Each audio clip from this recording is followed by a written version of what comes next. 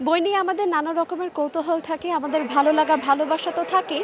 পাশাপাশি বই পড়তে পড়তে আমরা যেমন লিখি, ঠিক তেমনি আজ মেলা ঘুরতে ঘুরতে আমরা পেয়ে গিয়েছি খুদে একজন লেখক। চলুন তার সঙ্গে একটু কথা বলা যাক। তোমার নাম কি? আমার নাম নুজহাতুল হক। তোমার বইয়ের নাম? ভীষণ মজার মিশন। বইটি তুমি কি চিন্তা করে লিখেছো আর কেন লিখেছো? আমাদের দেশে এখন অনেক বাচ্চাই মোবাইলের নেশা আসক্ত।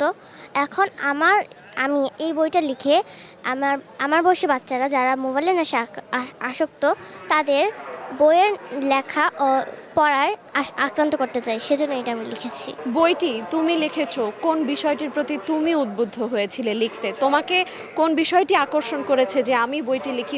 তুমি কোন চিন্তা থেকে বইটি লিখলে?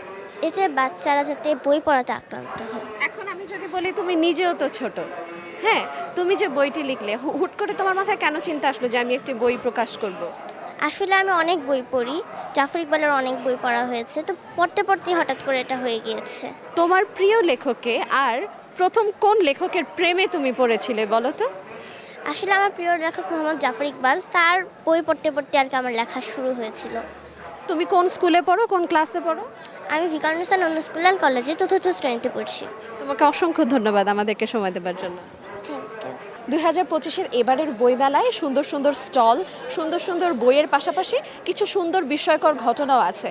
যেমন আমরা কিছুক্ষণ আগে কথা বলছিলাম একজন ক্ষুদে লেখকের সঙ্গে, যিনি তার বইয়ের মাধ্যমে তারই বয়সীদেরকে মোবাইল বাদ দিয়ে বইয়ের প্রতি আগ্রহী হতে আহ্বান জানাচ্ছেন।